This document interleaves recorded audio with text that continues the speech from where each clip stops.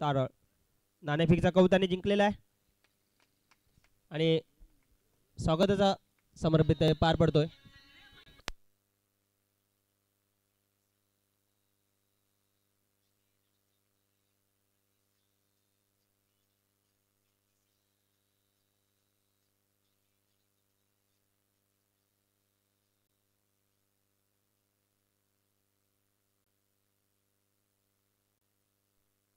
तारळ आणि सोळी या संघाला विनंती आहे की त्यांनी आपला 12वा खेळाडू इथे डगआउट मध्ये पाठवायचा आहे आणि विश्वकुमार सोळी सुतारवाडी या संघाला विनंती आहे की डगआउट ठेवलेला आहे तिथूनच फलंदाजीसाठी उतरायचं. सी तारळ संघाला विनंती आहे की त्यांनी लवकरात लवकर आपण क्षेत्ररक्षण फैलावायचं आहे.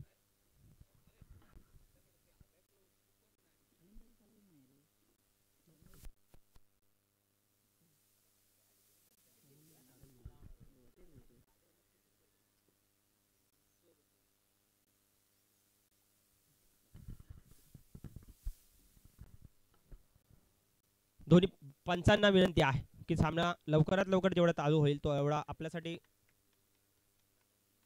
चांगलं होणार आहे.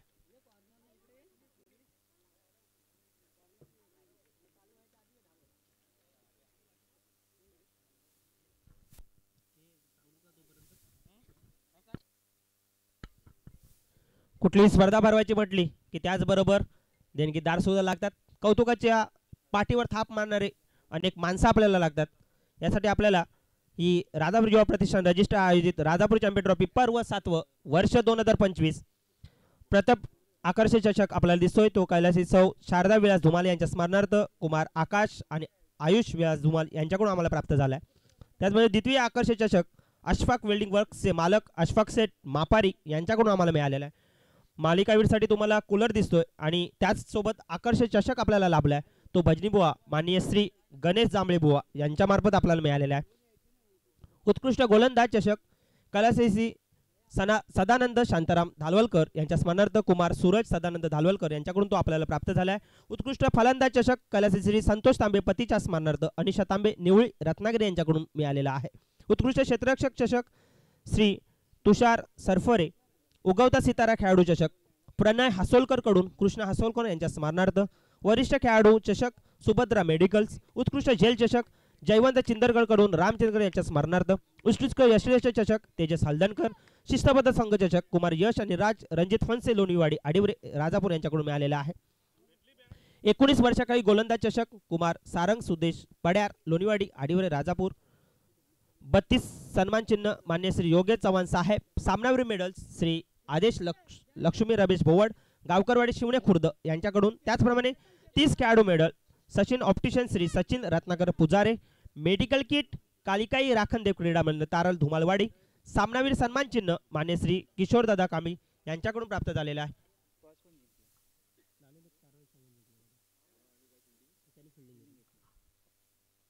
वळूया आपण मॅच मध्ये चालू असलेला सामना रंगतोय तो श्री रामेश्वर क्रिकेट संघ तारळ विरुद्ध सोळी.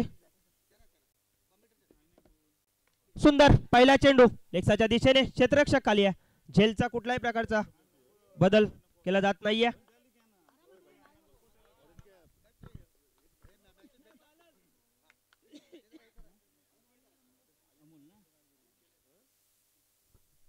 Maharashtra state selection player action मध्ये ए मध्ये सहभागी झालेला आहे. आपल्या सर्वांना वाटेल हा प्लेयर माझ्या टीम मध्ये पाहिजे असा आपल्या सर्वांचा लाडका जयेश पांचाल तुला पुढील वाटचालीस हार्दिक शुभेच्छा. लवकरच सिलेक्ट होऊन गावाचं नाव मोठं कर आणि अशीच प्रॅक्टिस ठेव. सोयेवाडी क्रिकेट कमिटी सदैव आपल्या सर्व खेळाडूंच्या पाठीशी उभी राहील. सोये सुतारवाडी या संघाचा एक चेंडू झालेला आहे. सुंदर चेंडू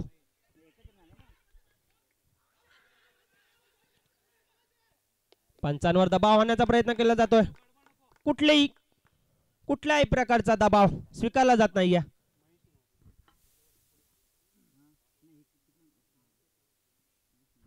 आणि धावसंख्या वाढते. धावसंख्या झालेली आहे 2.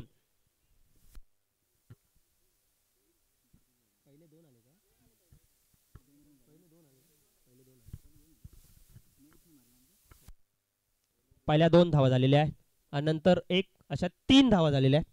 थोडीशी चूक होत्या, चुकतो तो माणूस. त्याचप्रमाणे आपण सामन्यामध्ये येऊया. सुंदर चेंडू, तितका सुंदर फटकावलेला आहे. 1 धाव तर पूर्ण केलेली आहे. जयेश स्वतःच खातं खोलतोय. संघाच्या खात्यात 1 धाव जमा होते. संघाची धाव संख्या वाढते 4.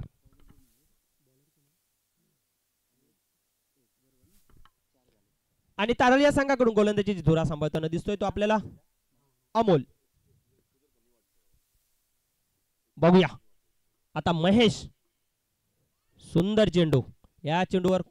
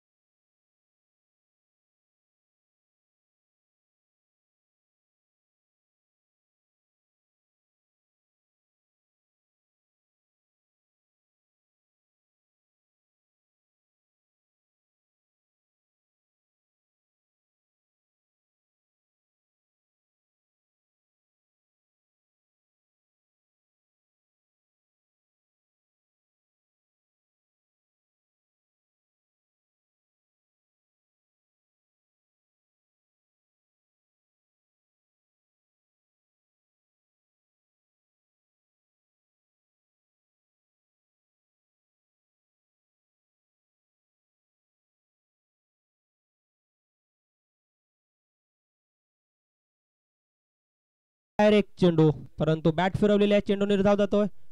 प्रथम यष्टीरक्षक प्रथम आपलं काम चोख बजावतोय. धाव संख्या आहे तेथेच.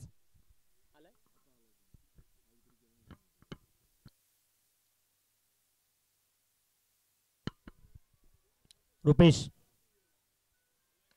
सुरेख फटका, परंतु उंच फटका आहे आणि गगनचुंबी षटकार.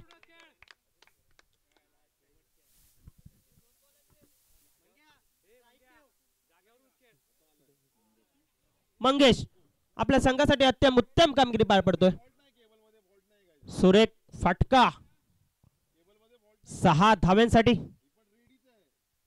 चेंडू द्यायचा आहे, दुसरा चेंडू द्यायचा आहे दादा.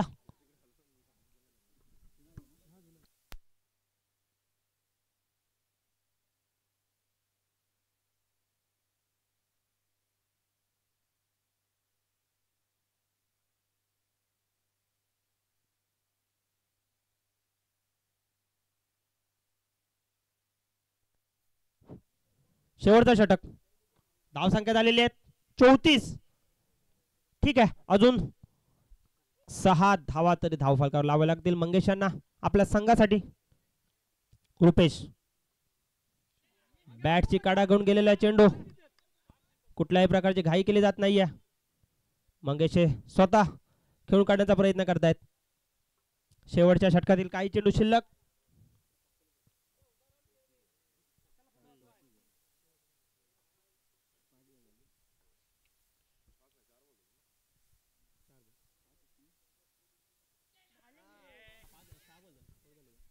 आणि क्लर्शन बॉक्स मध्ये एक, त्याद्वारे पंचांचा एक षटक संपल्याचा इशारा येतोय. धावसंख्या झालेल्या 35.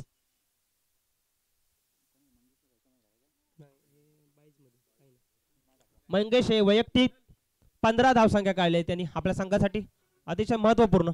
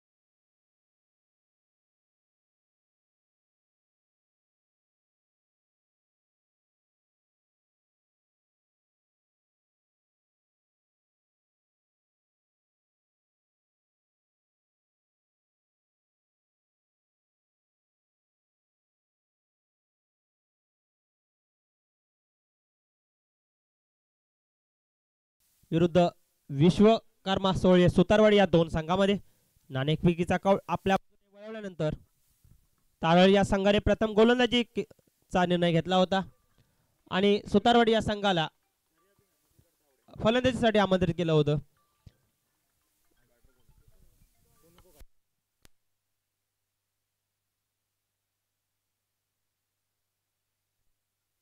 श्री झरिये मधुकर तावडे यांचं इथे आगमन झालेलं आहे. मंडळातर्फे आम्ही त्यांचं स्वागत करतो. त्यांनी स्थानापन्न व्हायचंय. संतोष संतोष संतोष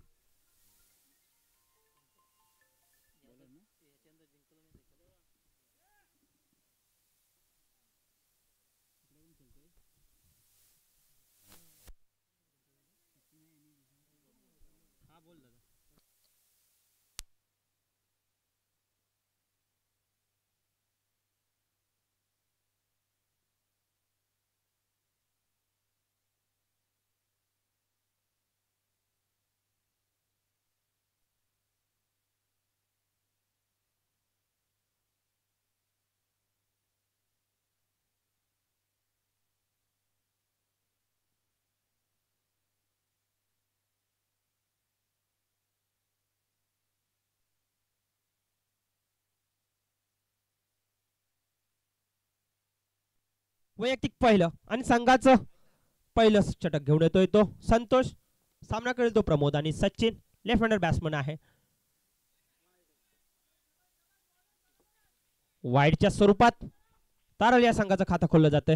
लेफ्ट हँडर बॅट्समन प्रमोद आणि राईट हँडर बॅट्समन असेल तो सचिन.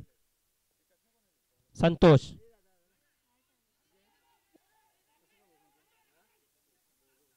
तू मी या तर्फे आपल्याला दिसतंय दुसरा वाईडचा चेंडू दाखला जातोय संतोष यांचा.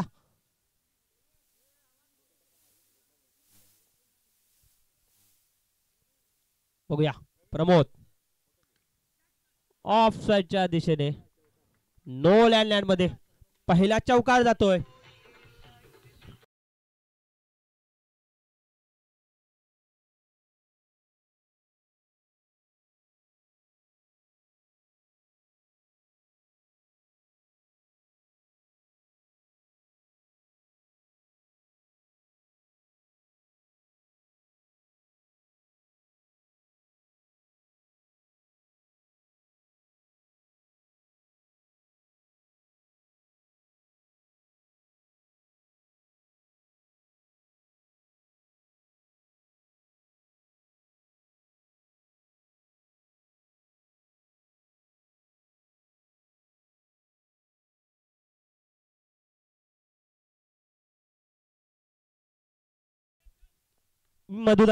मधुकर दादा यांना विनंती करतो त्यांनी तो सत्कार स्वीकारायचा आहे. पुन्हा मॅच मध्ये येऊया. सुंदर फटका आणि गचाळ क्षेत्ररक्षण कसं करावं याचा उत्तम नमुना पेश होतोय तो सोलेवाडी या संघाकडून. त्याचप्रमाणे उत्तम फलंदाजी करून कशा प्रकारे आपल्या फलंदाजाला स्ट्राईक द्यायचं हे काम सुद्धा केलं जाते तारळ या संघाकडून. संघाची धावसंख्या वाढते. संघाची धावसंख्या जाऊन पोहोचते 8.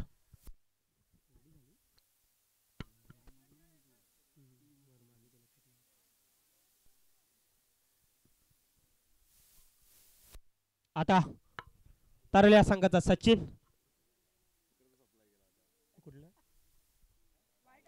वाईट चेंडू. संतोष अतिशय खराब गोलंदाजी इथे करताना दिसून येत आहेत. आपण आंतरराष्ट्रीय क्रिकेटमधून सचिन तेंडुलकरला निवृत्त होताना पाहिलं परंतु तारळ या संघाने त्याचा आदर्श ठेवून आपला सचिन निर्माण केला आणि तोच सचिन आता आपल्याला बॅटिंग करताना इथे दिसून येतोय. संतोष यांच्या गोलंदाजीचा सामना केलाय. षटकार मारून 6 धावाने संघाची खातं खोललं जात 6 ने वाढतंय संघाच्या धाव.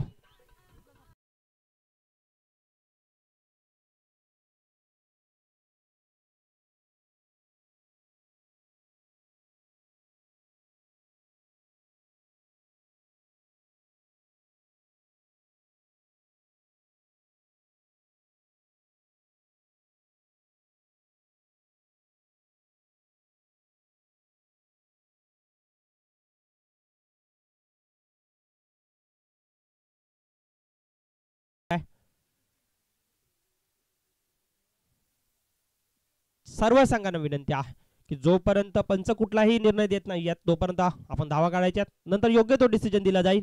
संतोष सुरेख फटका. हा फटका सीमा रेषेच्या बाहेरच जाणार आहे कारण ज्यावेळी चेंडू लागला बॅटला त्यावेळी त्याच्यावर 6 धावांचा शिक्का तुम्हाला पाहायला मिळेल. जर तुम्ही सचिन यांची जर बॅट जर चेक केलीत नंतर जाऊन तर त्याच्यावर त्या चेंडूचा शिक्का तुम्हाला पाहायला मिळेल. सचिन नाव जरी सचिन असलं तर बॅटिंग मात्र सेहवाग सारखे होते. सुंदर बॅटिंगचा नमुना पेश करतात. तिसरा चेंडू सुद्धा माझ्या मते आणि हा चेंडू जातोय 4 धावांसाठी. नशीब जर साथ देत असेल तर सर्व गोष्टी साध्य होतात कारण तिथे गडगा आपल्याला पाहायला मिळतो. त्या गडग्याला लागून चेंडू जातोय. त्याजवळ पंचांचा षटक संपल्याचा इशारा येतोय. एका षटकाच्या समाप्तीनंतर धावसंख्या होते बिनबाद 26. जिंकण्यासाठी 36 धावा करायच्यात. आता समीकरण बदलतंय. 18 चेंडू आणि 10 धावा. यानंतर या सामन्याचा जो विजेता संघ असेल त्याच्या विरुद्ध विक्ट्री वायपर बेनगी या संघाची मॅच होईल. लगेच मॅच होईल त्यामुळे खेळाडूंनी तयार राहायचंय कारण या दिवसामध्ये आपल्याला अंतिम सामना सुद्धा खेळवायचा आहे.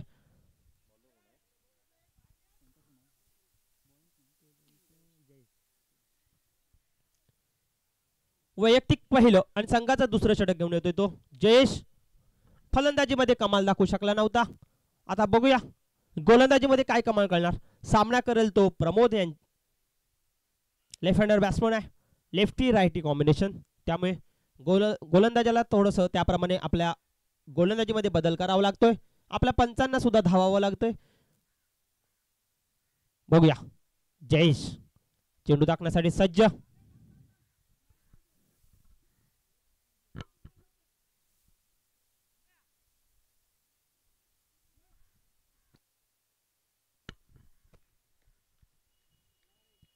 आणि जयेश बघूया लेग साइडच्या दिशेने चेंडूला दिशा दिलेली आहे. चेंडू जातो एका धावेसाठी डिक्लेरेशन बॉक्स मध्ये.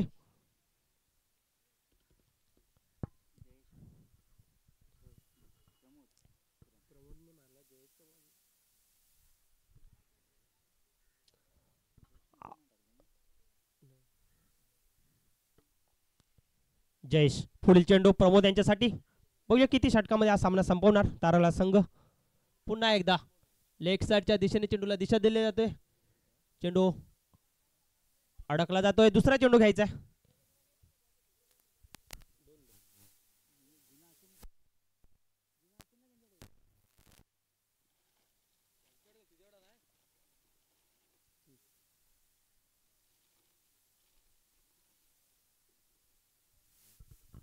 चेंडू लगेच दिला जातोय. मंडळ सक्षम. जयेश चेंडू हाताळण्यासाठी तयार. सामना करेल तो समोर आहे फलंदाज प्रमोद.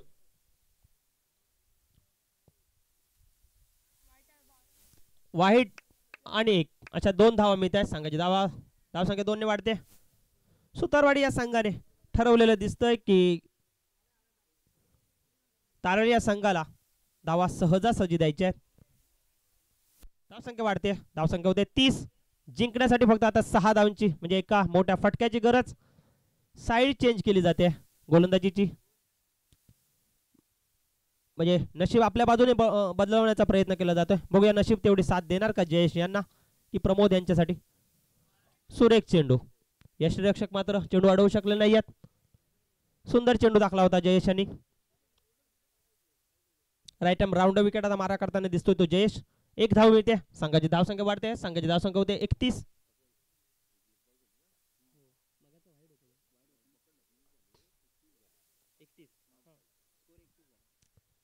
जयेश फटका मारलेला आहे आणि चेंडू जातोय सीमा रेषे पार.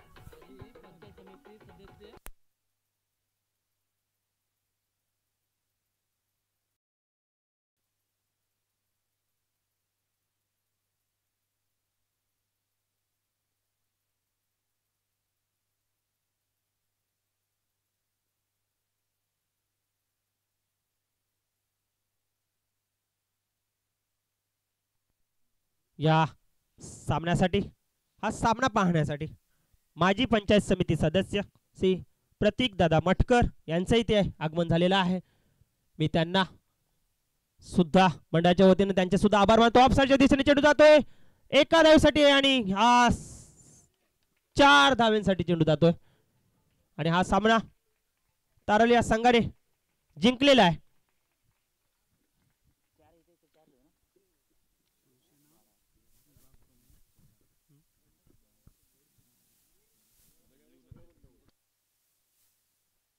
यानंतर होणारा सामना आहे तारळ विरुद्ध विक्ट्री वायपर बेनगी. दोन्ही संघाच्या कर्णधारांना विनंती आहे की त्यांनी नाणेफेक करून घ्यायची आहे. लगेचच सामना खेळवायचा कारण या शेवटच्या दिवसात आपल्याला अंतिम सामना सुद्धा खेळवायचा आहे. तारळ या संघाला सुद्धा विनंती आहे की त्यांनी लगेच नाणेफेक करायचे आहे आणि बेनगी या संघाचा कर्णधार नाणेफेकीचा कौल करण्यासाठी लगेच इथे यायचंय.